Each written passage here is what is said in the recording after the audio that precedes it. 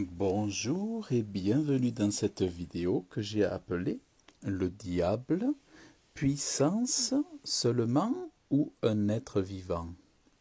Est-il uniquement une force négative? Est-il seulement une force noire, une force de ténèbres, une force de mal, ou est-il un être vivant avec une personnalité, avec un corps? Alors, dans un événement très connu, je vais vous démontrer que le diable est un être vivant et qu'il se nomme Satan. Alors, pour vous montrer que déjà il a un corps, il y a plusieurs verbes, plusieurs actions dans la parole de Dieu qui montrent que il est vêtu, doté d'un corps, d'une apparence, parce qu'il est dit de lui qu'il s'approcha de Jésus-Christ, il s'approcha. Vous voyez? Alors il est appelé le tentateur, ici il s'approche et il lui dit. Donc il a une parole, il a une voix, il a un corps, et il est même dit plus loin,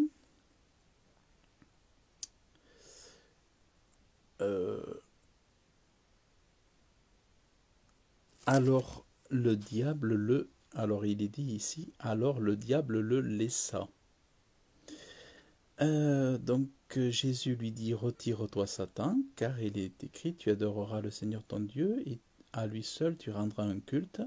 Alors le diable le laissa. Donc il arrive et il part. Vous voyez? Alors, ce que je voulais vous montrer, c'est que non seulement il a un corps, il n'est pas uniquement une force négative, une force de mal, il n'est pas simplement, ce n'est pas simplement une dualité dans un monde de bien et de mal, mais c'est vraiment un être, un être vivant. Et je vais vous lire ces quelques passages ici dans la parole de Dieu, dans Matthieu 4. Alors Jésus fut amené par l'Esprit dans le désert pour être tenté par le diable. Il jeûna 40 jours et 40 nuits, puis il eut faim, et le tentateur s'approcha et lui dit. Donc ici, déjà, point très important, celui qu'on appelle le tentateur. Vous voyez? Donc après, il est reparlé du diable. Et plus loin, toujours dans ce même passage, Jésus dit, toujours à cette même personne, Jésus lui dit, retire-toi Satan. Donc, ce qu'on comprend, c'est que le diable... Alors, je m'excuse pour la petite coupure, mais pour le replay, vous n'aurez pas de coupure, donc tout ira bien. Donc, ce que je vous disais, c'est que le diable, en fait, c'est celui qui s'appelle le tentateur, et le tentateur, c'est celui qui s'appelle Satan. Or, j'avais fait une vidéo dans laquelle j'expliquais que Lucifer, c'est Satan, un ange déchu, c'était même un chérubin protecteur dans la présence de Dieu, en Éden, et il a été chassé du ciel aussi, à cause de son orgueil, parce qu'il voulait se faire égal à Dieu, et même au-dessus de Dieu, et il a été chassé du 3e ciel. Alors, donc ce tentateur s'approche de Jésus et lui dit, si tu es le Fils de Dieu, ordonne que ces pierres deviennent des pains. Jésus répondit, il est écrit, l'homme ne vivra pas de pain seulement, mais de toute parole qui sort de la bouche de Dieu. Donc, voyez, ce tentateur est muni d'une intelligence, d'une parole, de ruse. Le diable se le transporta dans une ville sainte. Donc, voyez, le diable peut transporter aussi d'autres personnes, les amener d'un lieu à un autre. Donc, on voit bien qu'il a une force, un corps, il se déplace, et il lui dit, si tu es le Fils de Dieu, jette-toi en bas, car il est écrit. Donc, le diable connaît les livres, connaît la littérature, il connaît la Bible, il connaît la parole de Dieu, il est instruit, il est rusé, et il utilise même la parole de Dieu, la Bible, et il il manque pas de, comment dire, euh, il parle la Bible à celui qui est l'auteur de la Bible. Donc, il manque pas d'audace, vous voyez, rien ne lui fait peur. Donc, Jésus-Christ, qui est Dieu, qui connaît parfaitement la parole de Dieu, va pouvoir non seulement euh, lutter contre le diable en utilisant la parole de Dieu, et il va vaincre à chaque fois aussi d'ailleurs. Mais on voit que le malin, parce qu'on l'appelle le malin aussi, le rusé, le diable, le serpent ancien, utilise la parole de Dieu. Et il lui dit, si tu es le Fils de Dieu, jette-toi en bas, car il est écrit, il donnera des ordres à ses anges à ton sujet, et ils te porteront sur les mains de peur que ton pied ne heurte contre une pierre. Et Jésus lui répond, toujours en utilisant la Bible, et il lui dit, mais d'autre part, il est écrit, tu ne tenteras pas le Seigneur ton Dieu. Et le diable le transporta encore sur une montagne très haute, il lui montra tous les royaumes du monde et leur gloire, et lui dit, je te donnerai tout. Donc on voit bien que ce diable, c'est le tentateur, c'est lui qui séduit les hommes, les femmes, qui ensorcelle, qui envoûte, qui hypnotise, qui tente les gens au mal au lieu de les tenter vers le bien. Le tentateur tente les gens au mal au lieu de les tenter vers le bien. Il tente les gens à l'incrédulité au lieu de la foi. Il tente les gens à se tourner vers des idoles, vers de faux dieux, au lieu de se tourner vers Dieu et Jésus-Christ, le Sauveur du monde. Le diable est plein de rusées, est plein de ruses. Et Jésus lui dit à un moment donné, euh, alors le diable voulait que Jésus se prosterne devant lui, qu'il l'adore. Et Jésus lui répond, retire-toi Satan, car il est écrit, tu adoreras le Seigneur ton Dieu et tu lui rendras un culte. Alors le diable le laissa, et les anges entrent en jeu, et ils servent Jésus, les anges de Dieu, les saints anges. Donc vous voyez, on a l'intervention des anges, des saints anges, et on a l'intervention de Satan, qui lui est finalement un ange déchu, un chérubin du ciel, qui était parmi les hauts placés dans le ciel, dans l'armée de Dieu.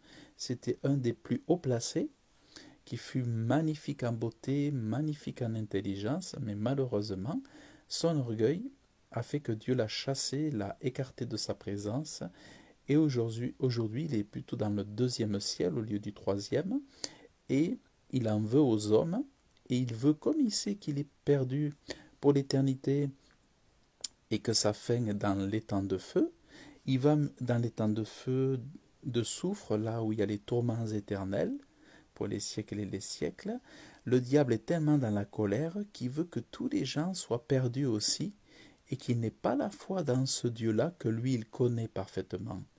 Le diable connaît très bien le Fils de Dieu, le diable connaît le Saint-Esprit, le diable connaît Dieu, Jésus-Christ, tout, il connaît tout ce qui se passe dans le ciel. Il sait comment Dieu a créé le ciel, il sait beaucoup, beaucoup de choses à la perfection, mais il laisse les gens, il les tente à l'incrédulité, à la naïveté, à la bêtise, il les tente au divertissement, à, aux choses qui n'ont pas d'importance, parce qu'il sait que le temps de l'homme est court et que si l'homme meurt sans Dieu, eh bien, l'homme se retrouvera avec lui en enfer et dans la géhenne de feu. C'est pour ça que Dieu nous appelle à l'aimer, Dieu nous appelle à le chercher, à se réconcilier avec lui, pour pas tomber dans la tentation, pour pas tomber dans le péché, dans l'iniquité, dans l'injustice, dans les mensonges, dans l'adultère. Parce que Dieu nous aime, il veut que nous ayons héritage d'une vie heureuse sur terre, mais aussi héritage de l'éternité. Beaucoup de gens de ce monde servent le diable pour détruire, mais nous servons Dieu pour construire, pour bâtir une éternité, un monde bon, aimant, aimable, agréable, où nous nous respectons. Mais le diable fait tout le contraire. Mais sachez aujourd'hui qu'il ne s'agit pas uniquement d'une force négative. Il ne s'agit pas d'une chose incompréhensible, d'un yin et d'un yang, ou ce serait juste de forces de ténèbres, la partie obscure de l'homme ou de l'humanité. Non, c'est un vrai être spirituel, c'est une puissance des ténèbres, ce sont des esprits diaboliques, des esprits de méchanceté qui sont dans les airs et qui font agir les gens pour les faire porter vers le mal, vers la méchanceté. Et dans le monde que nous traversons, ces forces aujourd'hui sont très actives. Il faut savoir que le diable a avec lui une armée de démons, d'esprits méchants, d'âmes perdues, d'esprits trompeurs. Il a des dénominations dans divers pays, dans diverses nations. Il a toute une structure très importante. Et aujourd'hui, si tant de choses se réalisent sur la Terre, c'est parce que beaucoup d'humains concourent au projet du diable pour les génocides, pour les famines, pour les chaos que l'on voit ici et là, pour voilà. Sachez que ce sont ces puissances spirituelles qui agissent dans l'invisible d'abord pour ensuite retrouver toutes ces choses, se manifester dans le visible, dans le matériel et dans les choses humaines. Donc vraiment, sachez que c'est un être réel, un être vivant et, euh, et doté de grandes forces, tout ça. Mais il est dit que Jésus-Christ l'a vaincu sur le mont Golgotha. Lorsque Jésus a été crucifié, il a vaincu les puissances, les autorités, et même Jésus-Christ est parti dans l'enfer récupérer les clés de la mort et du Hadès. Donc, la bonne nouvelle, c'est que Jésus est plus puissant que le diable. Il a été vaincu, et si vous êtes enfant de Dieu, à part vous tenter,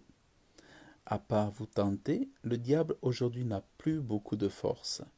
C'est pour ça que j'invite chacun à devenir enfant de Dieu, parce que tant que vous n'êtes pas enfant de Dieu, vous n'avez pas de pouvoir contre cet esprit méchant et toutes ces forces spirituelles de méchanceté. Mais si vous êtes dans le camp de ceux qui ont été rachetés par le sang de Jésus-Christ, de ceux qui ont accepté l'amour de Dieu, eh bien, quand vous avez accepté le salut en Jésus-Christ, vous êtes au-dessus de tout ça. Au-dessus de tout ça, donc je vous invite vraiment à choisir l'amour de Dieu, à accepter Jésus-Christ dans votre cœur et à vous retirer du mal, parce que les temps sont courts dans cette guerre spirituelle qui est en cours, et vraiment aimez Dieu, gardez votre cœur de tout mal, et tout ira bien pour vous. Voilà, donc c'est vraiment ce que je voulais vous partager pour éclairer sur ce sujet. Oh, mais je me suis trompé, j'ai mis la vidéo. Je ne suis pas coiffé en plus. Alors, donc, voilà ce que je voulais partager avec vous. Donc, je vous remercie donc d'avoir suivi cette vidéo. Et puis, écoutez, je vous dis à très bientôt. Passez une excellente journée et n'ayez pas peur, ayez foi en Dieu et tout ira bien. Ayez foi en Jésus-Christ, le Sauveur du monde qui est venu pour sauver les hommes du péché et de la mort éternelle. Que Dieu vous bénisse abondamment dans le nom de Jésus-Christ. Amen.